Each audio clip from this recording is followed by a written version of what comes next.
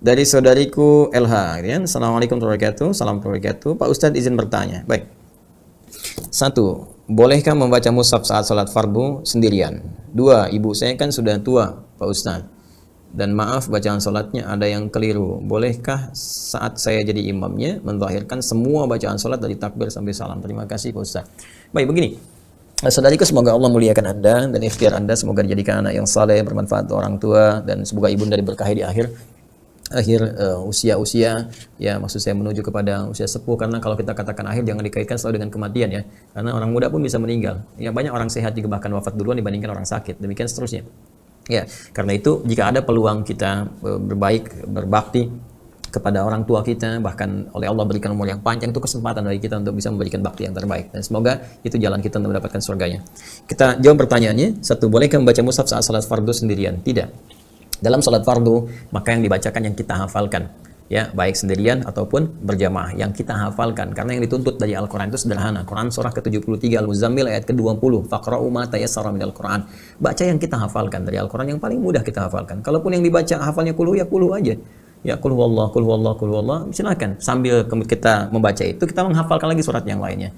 Besoknya misalnya sudah ikhlas, alhamdulillah. Besoknya berubah lagi, misalnya surat Al-Falaq. Besoknya lagi An-Nas, ya, besoknya lagi naik lagi misalnya ke Ad-Duha, naik lagi Al-Insyirah, naik terus, gitu kan? Sampai kita bertahap jadi lebih baik, lebih baik. Dan diniatkan ikhlas karena Allah. Jangan dibandingkan dengan orang lain.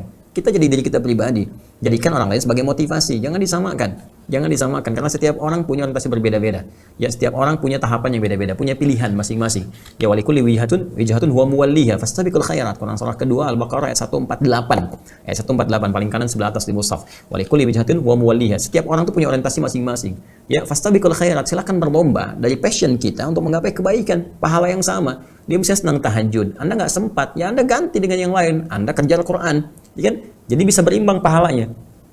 Anda nggak mampu tahajud, Quran belum baik bacaannya, saya sambil puasa. Yang penting Anda kejar, fastabiqul khairat. Segala kebaikan kita perlombakan di situ. Jadi dalam konteks salat fardu yang dibaca yang kita hafalkan. Yang kita hafal itu yang kita bacakan. Di sini sepakat para ulama, kecuali dalam konteks salat sunnah. Salat sunnah itu pun sebagian besar ulama tetap bertahan pada apa yang dihafal, kecuali dalam konteks tertentu untuk murojaah misalnya, gitu kan?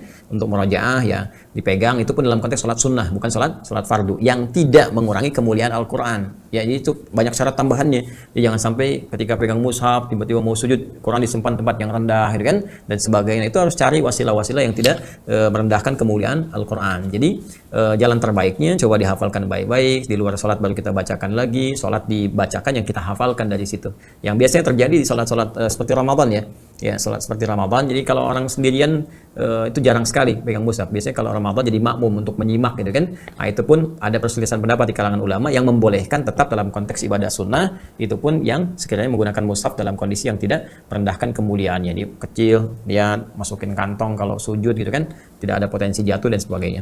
Adapun untuk imam, itu mutlak harus hafal. Nggak ada imam nyontek, gitu kan. Jadi kalau saya bertahan, imam tuh mesti hafal. Ya, kalau nggak hafal ngapain jadi imam, gitu kan. Nah, dan dalam konteks tertentu kadang kita temukan, kalau saya berpendapat mengambil pendapat para jumhur ulama yang menekankan bahwa imam itu menjadi imam karena hafal, bagus bacaannya. Ya, orang yang afqah, orang yang paling fikih, ya, kemudian asan, orang yang paling tua, sepuh, paham fikih salat, kemudian paling bagus bacaannya, juga paling mengerti, ya. Jadi bukan belum hafal kemudian maksain jadi imam atau membaca ayat yang nggak hafal, itu yang tidak diperkenankan. Atau misalnya mohon izin ya, ini hanya saling share saja. Kadang-kadang saya temukan di depan imam itu ada tempat mushaf besar dibuka begini, ya imamnya baca, ya itu kan di luar sholat. Kalau di dalam sholat ya sudah ditutup, gitu kan. Nah, jangan sampai lagi baca begini, udah kipas angin hilang, gitu kan, dari Al-Baqarah tiba-tiba pindah misalnya ke Al-Hujurat. Nah, ini susah balik lagi, ini jadi persoalan juga. Ya ayyuhalladzina amanu nggak selesai-selesai, gitu kan. Baik, karena ayat yang pengen dibaca kutiba alaikumusiyam, sementara yang terbuka ya ayyuhalladzina amanu la yasraqu minkum, gitu. Jadi repot. Wallahu taala a'lam bissawab. Itu yang pertama. Yang kedua terkait dengan kondisi ibunda, semoga Allah menjaga kesehatan beliau. Dalam kondisi ini Anda jadi imam, tetap sekalipun jadi imam mempertahankan syarat-syarat dan ketentuan yang berlaku, rukun syaratnya tetap berlaku, ya. Maka dalam konteks salat jahar, maka jaharkan yang layak dijaharkan. Apa yang layak dijaharkan? Al-Fatihah dijaharkan. Kemudian apalagi ya dalam bacaan surat dijaharkan. Kalau yang sir tetap sir.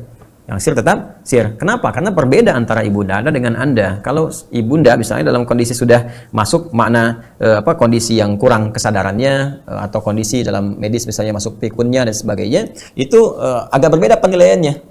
Ya, hisabnya agak berbeda, lain, ada toleransinya. Orang-orang yang nggak sadar, gitu ya, rufi'al qalam min thalathatin, ada 3 golongan yang diangkat, ya, yang diberikan toleransi ya oleh Allah Subhanahu wa taala melalui lisan Nabi sallallahu alaihi wasallam.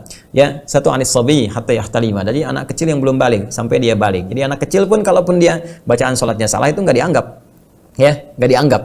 Mohon maaf, misalnya kalaupun dia berbuat mecahin piring, ya itu nggak bisa kita hukumi juga karena belum matang gitu akalnya. Ya, dia orang depan orang sholat jangan dimarahi. Emang dia belum ngerti kalau bapaknya lewat, ya, nah, depan anak yang sedang sholat, nah itu yang baru disoal. Tapi kalau anaknya lewat, ya itu bukan persoalan gitu kan. Ya bapak, ibunya sedang sholat, bapaknya, mama, itu masalah gitu kan. Tapi kalau anak kecil biasa, mama, gitu kan, dia teriak bahkan dia nangis itu nggak ada masalah. Anis sabi hatta yahtalima.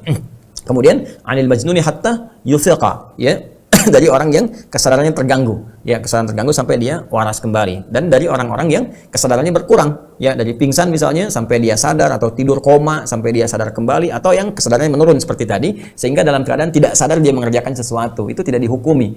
Namun dalam kondisi demikian tetap kita membimbing, ya, misal dalam kondisi beliau sholat, Anda misalnya tidak sedang jadi imam di sampingnya, Anda bacakan, dia ikuti gitu kan, lalu kemudian baru Anda sholat. Tapi kalau Anda posisi jadi imam, Anda bacakan apa yang Anda bacakan dalam jahar, dalam sir pun Anda bacakan apa yang ada dalam sir. Ya, kalau Anda ingin ambil jalan tengahnya, misal boleh jadi ketika ibunda sholat, Anda dampingi di sampingnya misalnya, dalam konteks memberikan bimbingan, bukan dalam konteks sholat yang Anda tunaikan. Ya, misal Anda sholat dengan niat untuk membantu ibunda, nah Anda bantu bacaan-bacaan dijaharkan dari takbir sampai dengan selesai. Setelah itu Anda sholat lagi, mengulang sholat Anda misalnya, itu dibenarkan. Jadi yang satu untuk membantu ibunda, ya, dalam hal kondisi sholat. Yang kedua adalah sholat yang Anda kerjakan. Ya, itu semoga dengan itu jadi ikhtiar terbaik Anda untuk berbakti kepada ibunda. Wallahu taala alam bissawab.